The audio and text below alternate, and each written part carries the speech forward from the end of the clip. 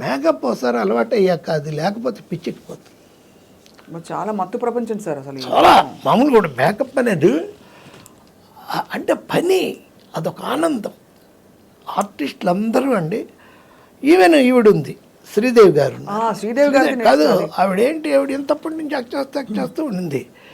ఓ 55 వచ్చేలాకే ఆవిడకి డయాబెటీస్ వచ్చింది, high BP ఉంది, హైపర్ టెన్షన్ ఉంది, ఇన్ఫీరియారిటీ కాంప్లెక్స్ ఉంది, రకరకాల వాటి మధ్య పిల్లలు ఉన్నారు. ఆవిడకి ఇన్ఫీరియారిటీ ఏంటి సార్? అతిలోక సుందరం.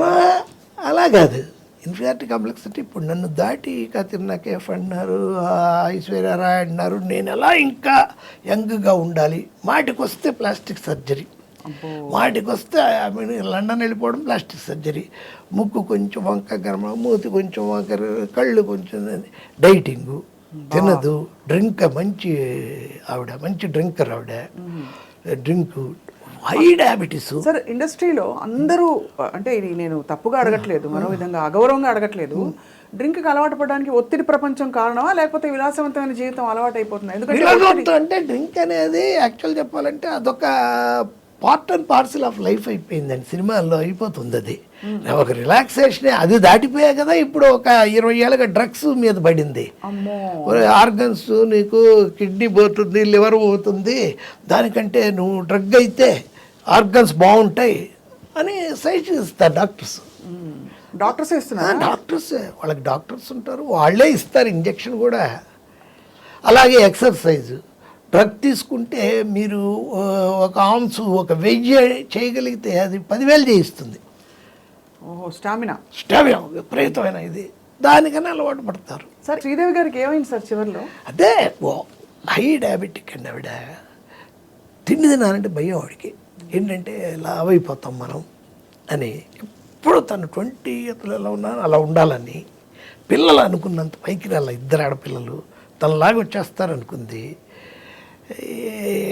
ఖర్చు రోజుకి దాదాపు వాళ్ళ అమ్మ కూతుళ్ళకి అంటే బోని కపూర్ ఎట్టి పరిస్థితుల్లో ₹1,00,000 రోజు ఖర్చు పెట్టాలి.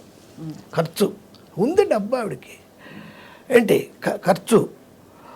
దాంతో ఏం చేయాలో తెలియని ఫ్రస్ట్రేషన్, భయంకరంగా పనిచేసిన ఆవిడ. 3 షిఫ్ట్ 4 షిఫ్ట్లు హిందీలోను, తెలుగులోను, కొట్టే తమిళ్లోను.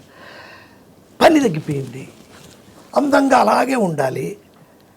అందుకని డ్రింక్ రోజు వాళ్ళకి కంపల్సరీ, మార్నింగ్ తాగుతుంది ఆవిడ, ఈవినింగ్ తాగుతుంది ఆవిడ. దాంతో ముందు రోజు లేట్ నైట్ అయిపోయింది. ఆ రోజు ఆయన లేరు, ఎవ్వరు అటు అమ్మాయి లేదు, ఈ బోని కపూర్ గారు లేరు. ఏం చేసిందంటే సరే మళ్ళీ మొదలెట్టి 11ంటికి తాగడం మొదలెట్టి. దాంట్లో ఆవిడకి యాక్చువల్గా ఆ టైంకి ఫోన్ చేసి ఈయన మన బోని కపూర్ గారు చెప్తుంటారు, నువ్వు ఇంజక్షన్ తీసుకో, ఇన్సులిన్ ఈ టైంకి ఇది వేసుకో, అది వేసుకొని ఎప్పుడు ఆయనే చూసుకునేవాడు. ఆయన ఈ ఫోను ఛార్జ్ అయిపోయి అలా పడి ఉంది. డ్రింక్ చేస్తా ఆలోచిస్తా, టీవీ పెట్టి అది మార్చి ఆలోచిస్తూ ఉంది. షుగర్ డౌన్ అయిపోయింది. మొత్తం షుగర్ లెవెల్స్ పడిపోయింది. అయినా ఇంకో పెగ్ కూడా వేసేసి స్నానం చేసి దాని కిందకి వెళ్ళి తిందాంలే అని ప్లాన్ చేసుకుంది.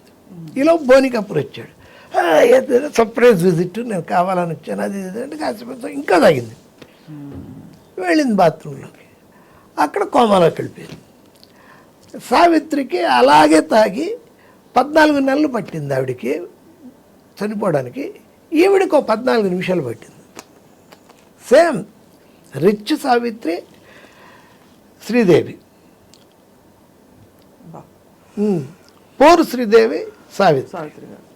డ్రింకే బాబోయ్ సార్.